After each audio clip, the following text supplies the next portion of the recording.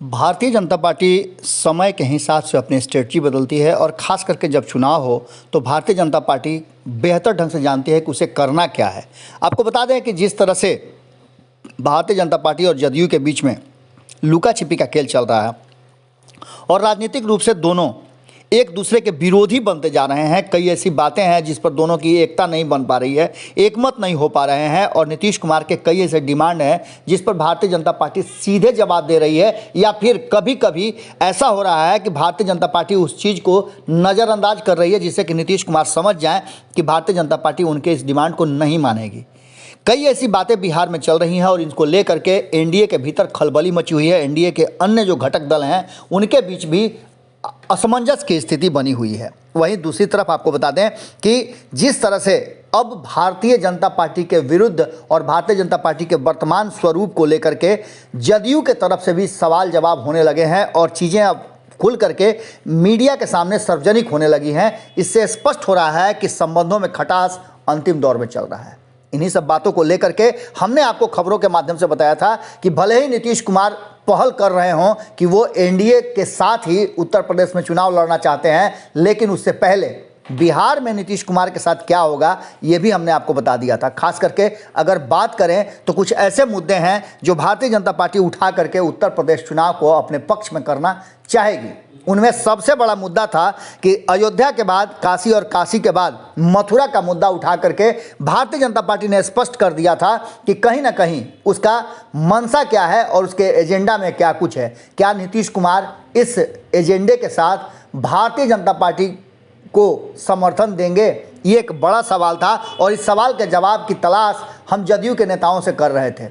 जदयू के नेता शुरुआती दौर में तो ये कह रहे थे कि हमें सम्मानजनक अगर यदि सीटें मिलेंगी, और ख़ास करके राष्ट्रीय अध्यक्ष ललन सिंह ने ये बात कही थी कि हमें सम्मानजनक सीटें मिलेगी तो उत्तर प्रदेश में हम चुनाव लड़ सकते हैं भारतीय जनता पार्टी के साथ। लेकिन बाकी के साथियों के साथ क्या होगा? इसके ठीक पहले जिस तरह से सीएम योगी आदित्यनाथ ने नीतीश कुमार से बदला लिया है, आपको याद होगा 2020 के चुनाव में नीतीश कुमार ने सीएम योगी आदित्यनाथ जो उत्तर प्रदेश के हैं उनके चुनाव प्रचार और रैलियों से अपने आप को किनारा कर लिया था और उनकी कोशिश रही थी कि योगी बिहार ना आए। लेकिन भारतीय जनता पार्टी के वो स्टार प्रचारक थे और भारतीय जनता पार्टी ने उन्हें बिहार में भी चुनाव में शामिल किया था। अब योगी आदित्यनाथ को जैसे ही ये बात जानकारी मिली कि जदयू के साथ भारतीय जनता पार्टी किसी स्तर पर समझौता कर सकती है, उन्होंने जो एजेंडा सामने रख दिया है वो एजेंडा नीतीश कुमार के लिए कहीं ना कहीं उनकी नींद का हराम करने वाला होगा।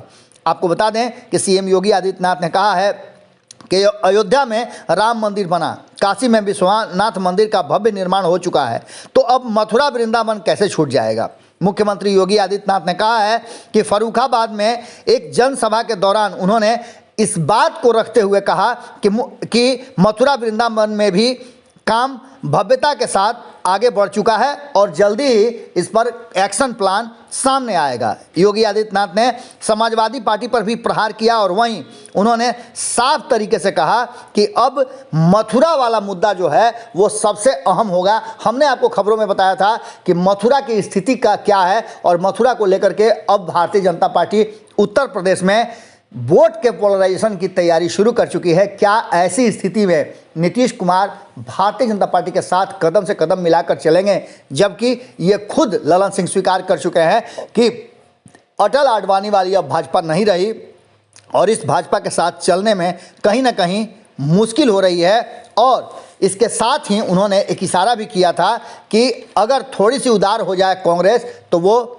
इरादा बदल सकते हैं। अब देखना होगा कि भुक्तभोगी शब्द का प्रयोग करने वाले ललन सिंह जो राष्ट्रीय अध्यक्ष हैं जदयू के, नीतीश कुमार के इशारे पर सारा कुछ कर रहे हैं। अब क्या आगे भारतीय जनता पार्टी के साथ उत्तर प्रदेश में चुनाव लड़ करके बिहार का नुकसान करेंगे? कहीं ना कहीं नीतीश कुमार के कुर्सी पर सीधी तौर पे कहा जाए तो असर पड़ने वाला है। और जिस तरह की बातें सामने आई हैं उसने स्पष्ट कर दिया है कि भाजपा ने नीतीश कुमार को सीएम बने रहने के लिए बिहार में एक बड़ा ऑफर दे दिया है। अब ये ऑफर नीतीश कुमार स्वीकार करेंगे, क्योंकि अगर ये ऑफर स्वीकार करते हैं तो उनकी राजनीति और उनकी पार्टी दोनों कहीं ना कहीं मुश्किल में पड़ जाएगी। अगर ये वीडियो पसंद आई और वह बिहार के राजनीति और बिहारियत से सरोकार रखेनी तो सब्सक्राइब बटन दबा के चैनल के सब्सक्राइब कर ली। ओजे एगो घंटी बा, ओकरा बटन दबा देला से कुल सटीक और मारक खबर रुआ मुफ्त में मिल जाई। अगर रुआ पत्रकारिता के हमनी के नया प्रयोग में सहयोग कर चाहतानी तो ज्वाइन बटन दबा दी। पेटीएम नंबर नोट कर ली 93868167